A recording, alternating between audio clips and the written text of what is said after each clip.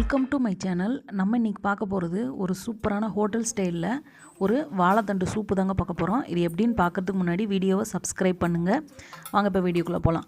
இப்போ ஒரு கடாயில் கொஞ்சமாக ஆயில் ஊற்றி சூடானதும் அதில் கொஞ்சம் சீரகம் சேர்த்துக்கலாம். சீரகம் கொஞ்சம் பொரியட்டும். பொரிஞ்சதுக்கப்புறம் நம்ம சின்ன வெங்காயத்தை கொஞ்சம் கொஞ்சமாக சின்ன சின்னதாக கட் பண்ணி வச்சுருக்கேன். அதை போட்டு நல்லா வதக்கி எடுத்துக்கலாம். அது லேசாக வதங்கினா போதும். அது வதங்கினதுக்கப்புறம் ஒரு தக்காளி வச்சுருக்கேன், அதையும் பொடிசாக கட் பண்ணி வச்சுருக்கேன். அதையும் போட்டு நல்லா வதக்கி விட்டுக்கோங்க. அது லேசாக வதங்கினதுக்கப்புறம் கொஞ்சமாக மஞ்சள் பொடி சேர்த்துருக்கேன். மஞ்சள் பொடியும் சேர்த்து லேசாக வதக்கிக்கோங்க. நான் வாழைத்தண்டை க்ளீன் பண்ணி கட் பண்ணி கொஞ்சம் மஞ்சள் பொடியும் மோரும் போட்டு ஊற வச்சுருந்தேன். அதை நல்லா க்ளீன் பண்ணிவிட்டு அதையும் போட்டு லேசாக 2 பரட்டிட்டு இந்த சூப்புக்கு தேவையான தண்ணியும் உப்பும் சேர்த்துக்கலாம். நான் ஒரு கிண்ணத்து அளவுக்கு தண்ணி சேர்த்துருக்கேன். சேர்த்துட்டு கொஞ்சமாக உப்பு சேர்த்து வச்சுருக்கேன். இப்போ அது வெந்துருச்சான்னு பார்க்குறதுக்கு ஊட எடுத்து பாருங்கள். இந்த மாதிரி வெந்திருக்கணும். நல்லா வெந்ததுக்கப்புறம் அதை நான் இந்த மாதிரி அதில் உள்ள தண்ணியை மட்டும் வடித்து எடுத்துக்கிட்டேன். இல்லைன்னா சக்கையாக இருக்கும். அதனால் இப்போ அதை அந்த வடைச்சட்டியில் அந்த தண்ணியை மட்டும் ஊற்றிக்கலாம். ஊற்றிட்டு 1 ஸ்பூன் அளவுக்கு கார்ன்ஃப்ளவர் மாவில் தண்ணி கரைச்சி வச்சுருக்கேன்.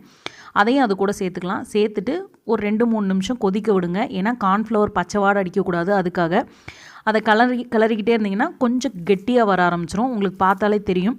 கொஞ்சம் வாழைத்தண்டு வேக வைக்கிறப்பே ஒரு 4-5 கொஞ்சமாக 1 ஸ்பூன் அளவுக்கு வாழைத்தண்டு எடுத்து அது கூட சேர்த்துக்கோங்க. கடைசியாக கொத்தமல்லி செடி சேர்த்துக்கலாம்.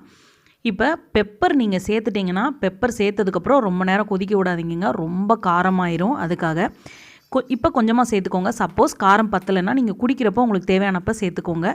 அப்பயே சேர்த்து கொதிக்க வச்சிங்கன்னா ரொம்ப காரமாயிரும். அதுக்காக இப்போ நம்ம வாழைத்தண்டு சூப்பு ரெடி ஆயிடுச்சு ஹோட்டல் ஸ்டைல்லேயும். இதே மாதிரி நீங்களும் வீட்டில் இதே மெஷர்மெண்ட்டில் இதே மாதிரி வீட்டில் ட்ரை பண்ணி பாருங்கள். எப்படி இருக்குன்னு எனக்கு கமெண்ட்டில் சொல்லுங்கள். அவ்வளோதாங்க, நம்ம வாழைத்தண்டு சூப்பு சூப்பராக ரெடி ஆயிடுச்சு. கிட்னியில் கல் இருக்குது அவங்கெல்லாம் இந்த மாதிரி வாரத்தில் ஒரு தடவை வாழைத்தண்டு சூப் எடுத்துட்டா கிட்னியில் கல் அதெல்லாம் வரவே வராதுங்க. ரொம்ப உடம்புக்கு நல்லது. இப்போ வீடியோ பிடிச்சிருந்துச்சுன்னா லைக் பண்ணுங்கள், சப்போர்ட் பண்ணுங்கள், சப்ஸ்கிரைப் பண்ணுங்கள். அப்படி பெல் ஐக்கானையும் கிளிக் பண்ணுங்கள். அப்போ தான் ரெகுலராக போடுற வீடியோஸை பார்க்க முடியும்.